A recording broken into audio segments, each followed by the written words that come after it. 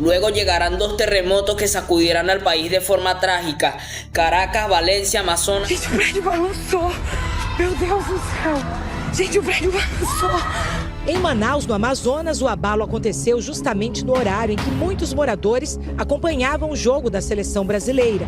Rapidamente, as imagens se espalharam nas redes sociais. Sai, sai de vai pra fora! Pra fora!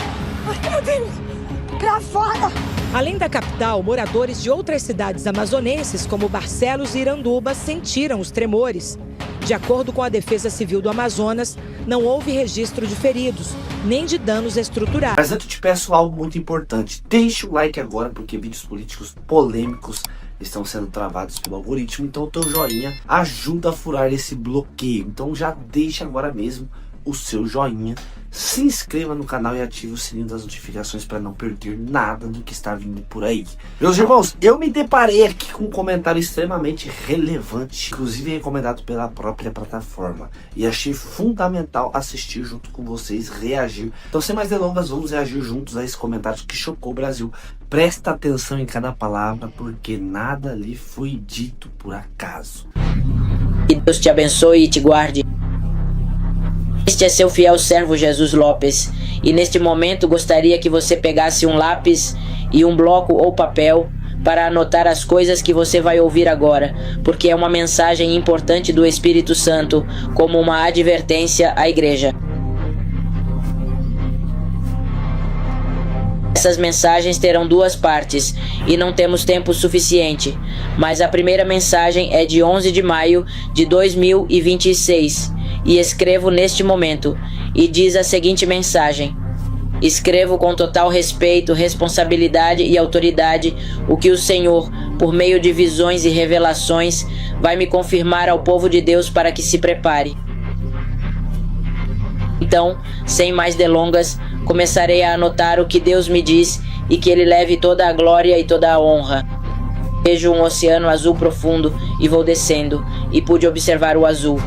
O que parece identidades que desconheço, como humanos sem máscaras de gás, me sequestram.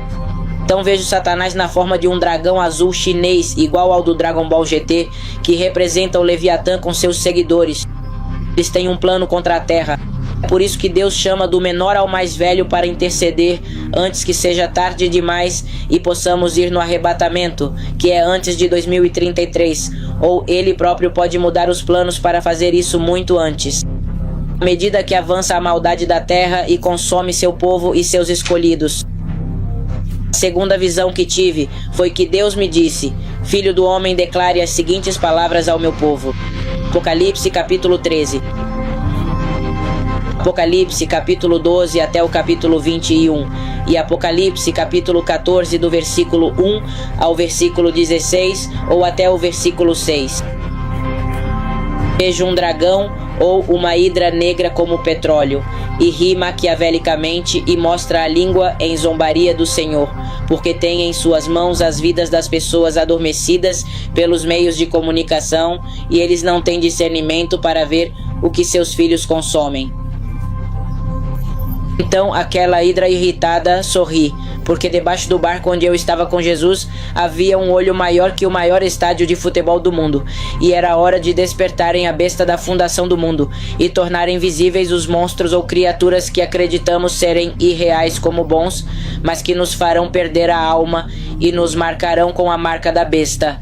E isso me fez recordar a metáfora: todo olho o verá. A terceira visão que tive é que vejo asteroides caindo e a terra desordenada e vazia.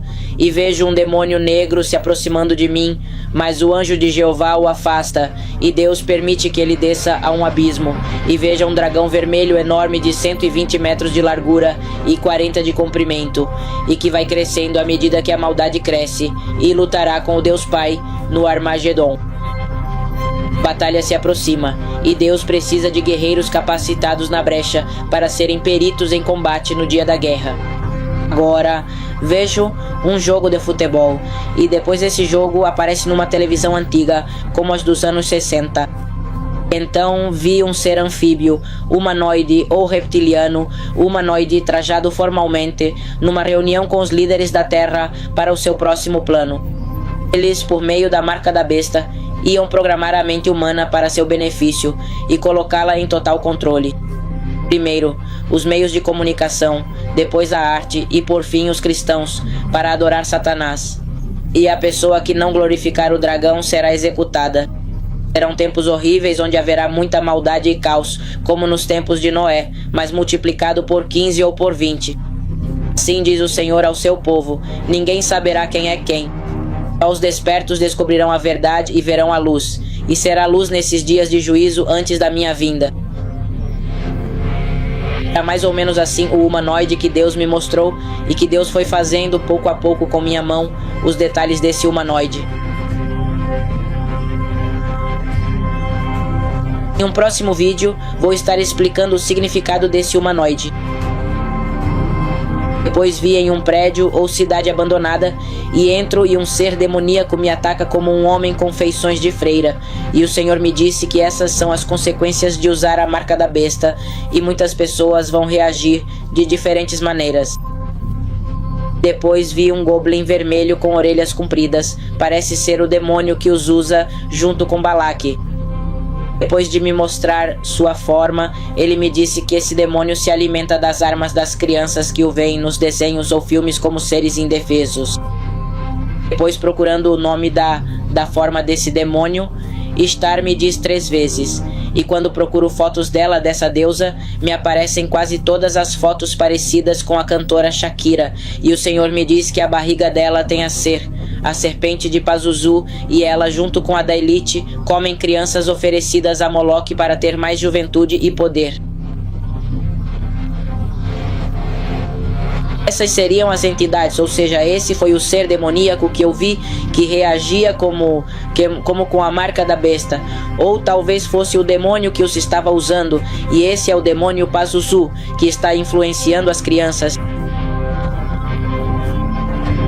Essa era a cara de uma menina, e ele estava zombando da presença de Jeová quando me fez descer ao abismo, e havia muitas crianças que estavam sofrendo naquele momento. Depois vejo um oceano ou um tsunami e vejo uma besta de tamanhos colossais se movendo e tem espinhos nas costas. Não sei se é um dinossauro ou um leviatã.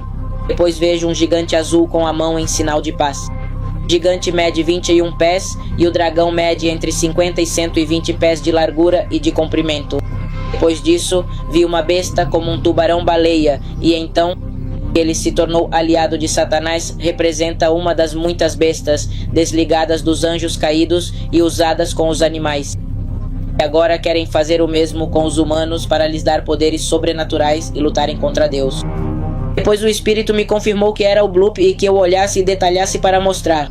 Estas foram as bestas que eu vi. Este representa o Leviatã e este, o Senhor me disse, é um Nefilim que está entre nós.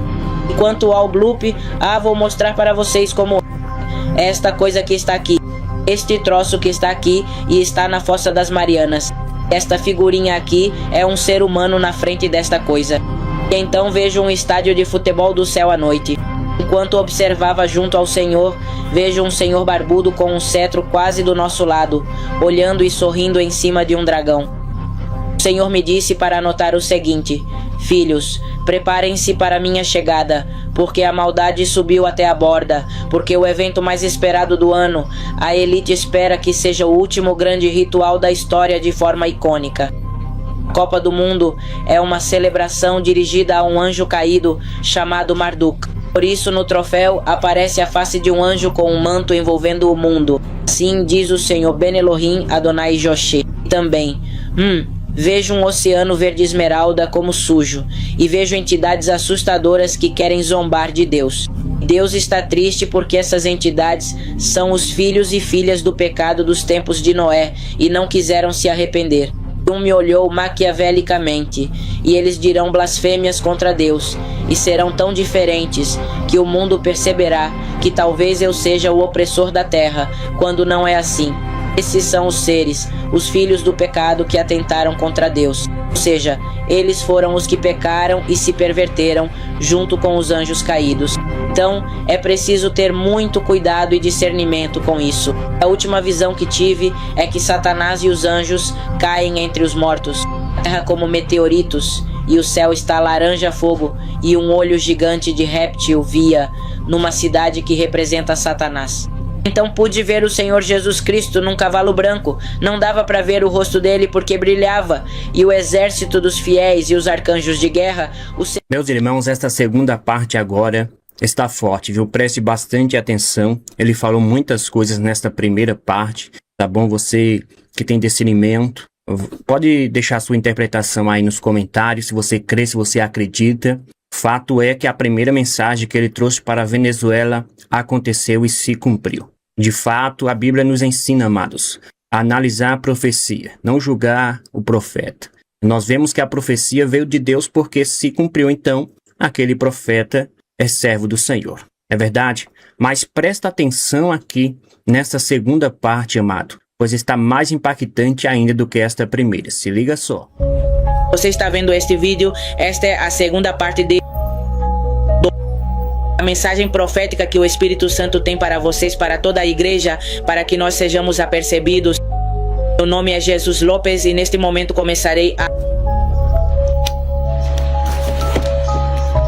dizer a informação que o Espírito Santo me deixou da parte dele hoje.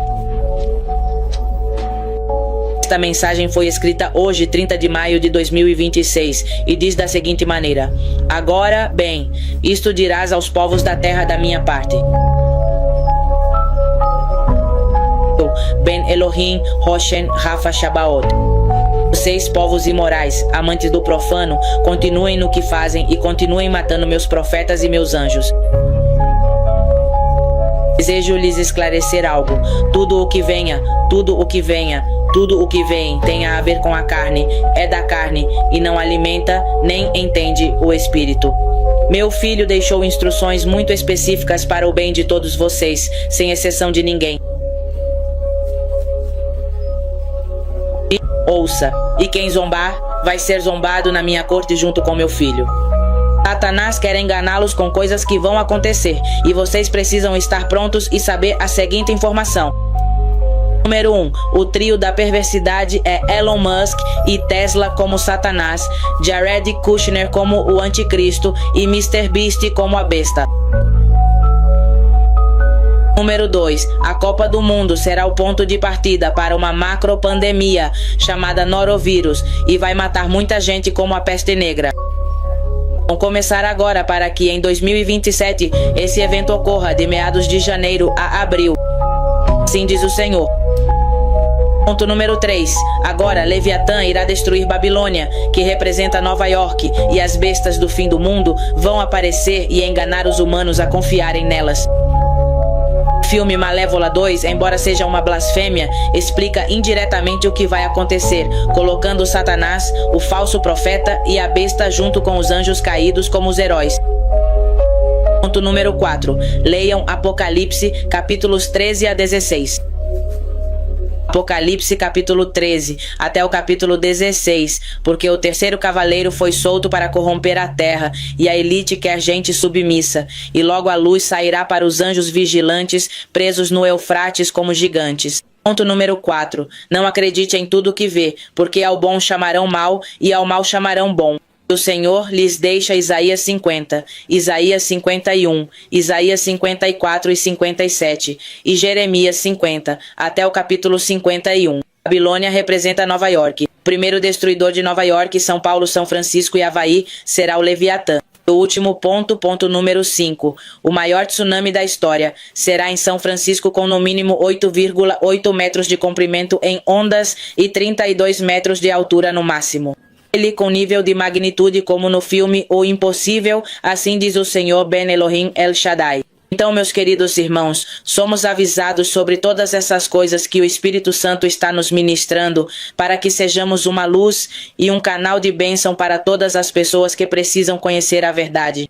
Sem mais delongas, que Deus os abençoe, que Deus os guarde. Compartilhem essas informações. Este vídeo, se for possível traduzi-lo para todos os idiomas, junto com o vídeo anterior, façam isso para que muitas pessoas possam ser salvas e a misericórdia do meu Pai possa ser mostrada na terra. Então, sem mais delongas, estou deixando vocês porque vou fazer outras coisas pessoais, mas que o Senhor os abençoe, os guarde e realmente os encha com sua... Maduro confirma no depoimento que Fórum de São Paulo era muito mais que organização política. Era estrutura sofisticada de lavagem de dinheiro de narcotráfico para financiar partidos de esquerda em toda a América Latina. Operava desde 1990 e movimentou bilhões de dólares ao longo de 3 décadas. Maduro detalha como o esquema funcionava tecnicamente. Venezuela produzia cocaína em laboratórios clandestinos, controlados por Cartel de los Soles. Esse cartel era formado por generais e coronéis das Forças Armadas venezuelanas. Militares de alto escalão participavam diretamente da produção e distribuição. Cocaína era vendida para cartéis mexicanos, colombianos e brasileiros. Dinheiro voltava através de empresas fantasmas registradas em paraísos fiscais: Suíça, Panamá, Ilhas Caimã, Luxemburgo. E dali era distribuído para contas de partidos políticos, campanhas eleitorais, compra de apoio parlamentar, financiamento de mídia alinhada, pagamento de formadores de opinião. Tudo documentado, tudo rastreável. E Maduro está entregando documentação completa. Compartilhe esse vídeo com urgência máxima. Delação de Maduro cita Lula e Moraes diretamente. Pausa. Manda em 3 grupos diferentes. Volta, pontos Brasil, era destino prioritário do dinheiro. Recebia fatia maior que todos os outros países somados. Por quê? Porque Brasil é a maior economia da região. Porque eleições brasileiras custam fortunas. Porque controlar Brasil significa controlar geopoliticamente a América do Sul inteira. Então o investimento prioritário era sempre Brasil. Maduro confirma que entre 2006 e 2022 foram transferidos exatos 432 milhões de dólares para operações políticas no Brasil. 432 milhões. Não é estimativa. É valor exato que aparece em planilhas que Maduro entregou para promotores americanos. E Lula é citado nominalmente 17 vezes só no documento preliminar. Maduro diz que Lula era coordenador geral do esquema no Brasil, desde a fundação do Foro de São Paulo. Que Lula decidia pessoalmente como o dinheiro seria distribuído, quais campanhas receberiam quanto, quais candidatos eram estratégicos, quanto iria para a mídia, quanto para a compra de parlamentares, quanto para movimentos sociais. Lula controlava tudo. E Maduro não está fazendo acusação vazia.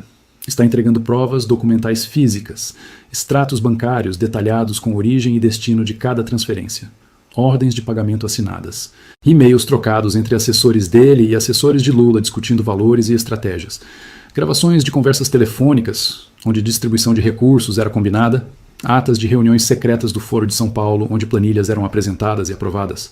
Promotores americanos estão fazendo perícia completa em toda a documentação, verificando a autenticidade, cruzando dados. Mas a avaliação preliminar é que o material é legítimo. Papéis timbrados conferem. Assinaturas batem com padrões conhecidos. Datas são consistentes. Valores coincidem exatamente com movimentações financeiras já rastreadas anteriormente por inteligência americana. Está tudo se encaixando perfeitamente. E agora vem a bomba que absolutamente ninguém esperava. Maduro cita Alexandre de Moraes. Ministro do Supremo Tribunal Federal do Brasil aparece na delação. Por que diabos nome de Moraes estaria em depoimento de ditador venezuelano sobre narcotráfico e lavagem de dinheiro? Conexão revelada é chocante. Segundo Maduro, em 2019, quando Bolsonaro acabava de assumir presidência e estava desmontando esquemas do PT, surgiu um problema grave. Bolsonaro estava investigando a origem de recursos de campanhas petistas, estava autorizando Receita Federal a quebrar sigilos bancários, estava dando carta branca para a Polícia Federal investigar lavagem de dinheiro sem interferência política. E isso ameaçava expor toda a estrutura de financiamento do Foro de São Paulo. Se investigações avançassem, chegariam inevitavelmente no dinheiro venezuelano. Chegariam nos 432 milhões. Chegariam em Lula. Chegariam em todo o PT. Seria colapso completo do sistema.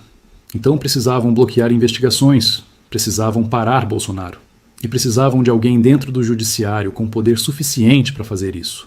Alguém que pudesse abrir inquéritos contra investigadores, que pudesse censurar divulgação de informações, que pudesse prender quem chegasse perto demais da verdade.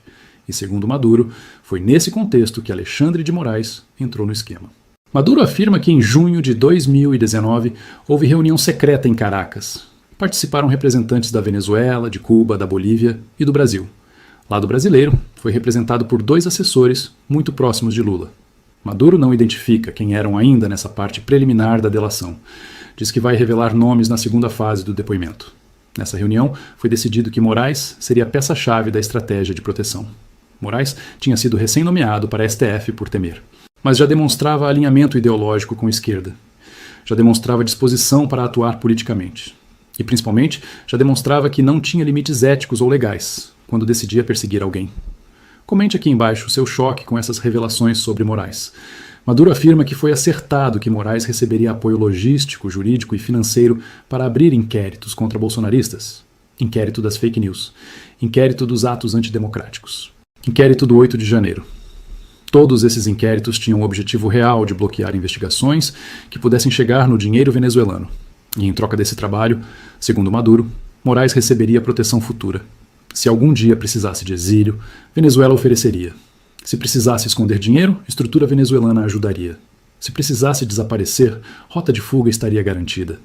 Era seguro para Moraes atuar sem medo de consequências. E Maduro vai além. Afirma que escritório de advocacia da família de Moraes recebeu contratos superfaturados de empresas ligadas à Venezuela entre 2020 e 2022. Contratos totalizando exatos 9 milhões de reais. É valor específico que aparece em documentos que Maduro entregou. 9 milhões de reais. É exatamente o valor do contrato que o escritório da família Moraes fez com o banco de Daniel Vorcaro, que já era conhecido. Mas agora, Maduro está revelando que dinheiro desse contrato vinha originalmente da Venezuela. Era lavagem. Empresa brasileira recebia dinheiro venezuelano através de triangulação complexa e repassava como contrato legítimo para escritório de Moraes. Lavagem perfeita. Promotores americanos consideram essa parte da delação extremamente grave, porque, se confirmada, significa que ministro do Supremo Tribunal Federal Brasileiro está comprometido com organização criminosa internacional. Está recebendo dinheiro de narcotráfico e está usando o poder judicial para proteger o esquema. É corrupção em escala gigantesca. E tem mais. Maduro revela que Moraes não foi o único juiz brasileiro no esquema. Havia rede inteira dentro do judiciário. Maduro cita pelo menos outros 4 magistrados brasileiros que receberam benefícios em troca de decisões favoráveis ao PT e contrárias a investigações. Não identifica nomes ainda, mas promete revelar na segunda fase com provas documentais. E essa rede judicial era coordenada por quem? Por Lula, pessoalmente. Maduro descreve Lula como o cérebro da operação brasileira. Lula que articulava com juízes, Lula que negociava proteções, Lula que distribuía recursos, Lula que garantia que o sistema continuaria funcionando mesmo depois dele sair da presidência. E funcionou perfeitamente, até a captura de Maduro, porque Moraes conseguiu bloquear toda e qualquer investigação que se aproximasse perigosamente da verdade. Prendeu investigadores, censurou jornalistas, intimidou empresários, perseguiu políticos e garantiu que dinheiro venezuelano nunca fosse descoberto. Mas agora Maduro está contando tudo. E Estados Unidos tem jurisdição para agir. Por quê? Porque parte do dinheiro passou por bancos americanos, porque lavagem envolveu território americano, porque narcotráfico afetou diretamente Estados Unidos com fentanil e cocaína entrando no país. Então o Departamento de Justiça americano pode processar todos os envolvidos mesmo sendo estrangeiros. E já começou. Promotores americanos emitiram ontem mandados de busca e apreensão internacionais para 13 pessoas citadas na delação de Maduro. Lista não foi divulgada publicamente ainda, mas fontes confirmam que há brasileiros na lista. Possivelmente Lula, possivelmente Moraes e possivelmente outros ex-ministros e assessores. Mandados internacionais significam que, se essas pessoas pisarem em território americano ou em país que tem tratado de extradição com Estados Unidos, serão presas imediatamente. É cerco judicial se fechando. É fim da proteção que tinham. Reação em Brasília está sendo de pânico total. Palácio do Planalto convocou reunião emergencial na madrugada quando o vazamento apareceu no New York Times. Lula foi acordado às 3 da manhã, leu trechos da reportagem e entrou em desespero. Porque sabe exatamente o que Maduro pode revelar. Porque participou pessoalmente de tudo que Maduro está contando. Moraes também foi informado durante a madrugada. E pela primeira vez em anos, Moraes está com medo real. Porque delação não é no Brasil. É nos Estados Unidos. Ele não controla a justiça americana. Não pode censurar promotores americanos, não pode prender investigadores americanos, não pode intimidar testemunhas que estão em solo americano. Está completamente exposto. E tentou acionar advogados americanos urgentemente. Quer contratar defesa preventiva nos Estados Unidos, mas escritórios que consultou recusaram. Nenhum grande escritório americano quer defender alguém acusado de ligação com o narcotráfico venezuelano. É suicídio profissional.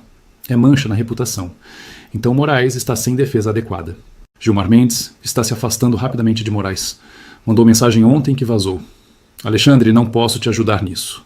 Se acusações forem confirmadas, você está sozinho. Não vou queimar meu nome defendendo ligação com narcotráfico. É abandono total até de aliados mais próximos. A justiça pode até demorar, mas quando chega ela cobra. E agora eu quero saber de vocês. Você acredita que Maduro vai entregar Lula? Esse comentário que vimos aí é o começo do fim dessa história? Deixa a tua opinião aqui nos comentários. Compartilhe esse vídeo. Você concorda que Maduro deveria entregar essa quadrilha? Comenta aqui embaixo, porque quando o sistema começa a achar, não tem narrativa que segure. Deus abençoe você que assistiu comigo. Taca o like, te peço novamente, se inscreva aqui. Fique com Deus e até o próximo vídeo, se Deus quiser. Fui!